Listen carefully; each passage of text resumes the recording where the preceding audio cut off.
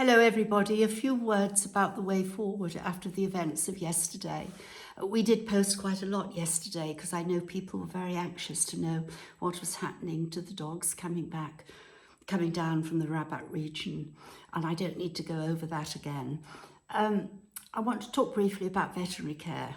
On one level, I feel pretty shocked and appalled that those two donkeys were allowed to lie there for 4 days. I think one was maybe there for 5 days, and no vet could be called who would come. Very much in Morocco, you find that a vet will not treat unless they're paid, and they're paid up front. Now we've been very, very lucky. We have an excellent vet attached to our refuge here. He's been a vet for 30 years. He's not greedy. He's very self-effacing. He's a very humble man. He doesn't want to be photographed. He doesn't want his name to be put out because he doesn't think that's how a vet should behave. But of course, what he has done, for which I'll always be grateful, is that he's taken a lot of time to train the boys, all of them on basic care, and particularly Ayub, Simo and Abdu and the other Abdani. They now have been trained how to perform minor surgical procedures and how to stitch, because he knows in an emergency we may not be able to get hold of a vet, and they need to know how to do that. And on castration day, it's fascinating to watch because the vet comes and gives the anaesthetic. That's the one thing we can't do.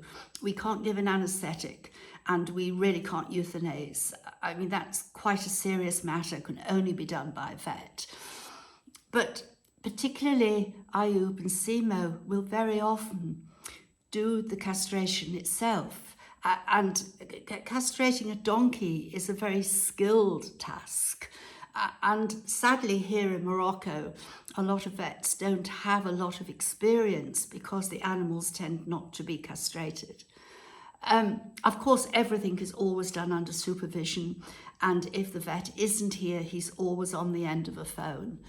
But I am minded of the night that we have a donkey here called Emily. We've had for many years, and unfortunately in later life she became pregnant. That's our fault. An accident happened, and she was to give birth to a foal at 3 o'clock in the morning, and it was a breech. The foal died. But Simo came over, and then Ayub came over, and they worked with that donkey for nearly 3 hours, and they got the foal out. We couldn't get hold of a vet anywhere at 3 o'clock in the morning, not even our own. And it did require a minor surgical procedure to actually allow the foal out. Had they not done that, our donkey would have died. And I remember the early part of the pandemic, a very eminent vet who worked for a major charity in the UK, who I had contact with, and he was good. There's absolutely no doubt about that, and a fine vet and very committed, but made the comment that he thought it was quite wrong and possibly illegal that we gave painkillers by the side of the road. Well, I mean, really, come into the real world. Come to Morocco. How dare you say such a thing? Well, when the boys go out, they have a medical kit with them. When they get to wherever they're going, they photograph the animal. It's sent immediately to the vet, and he advises. And of course they will give painkillers. This is in a country where animals are allowed to die in agony by the side of the road, and we are criticised for giving them painkillers. So you see, that's the sort of background we've had to work against. But lo and behold, we're still here. We're huge and we're growing. So what do we do now? I could spend a lot of time and energy, and I don't have that much left, on trying to persuade the government to introduce new laws, to work with the local authority, to fight corruption. We do that every day of our lives, but it isn't going to change anything in the short term. And we are going to get bigger, of that there is no doubt. And it's noticeable that the animals that are now being brought in require so much more care than they used to be. So my very clear decision after last night is built on the idea we already had, that when the new building is finished, you know, the one the local administration tried to stop us building, well, we're still building. Once we've moved donkeys into there, the hospital block as it now will be completely refurbished, and there will be a good operating theatre. And over a period of time, we will get the right equipment for that operating theatre.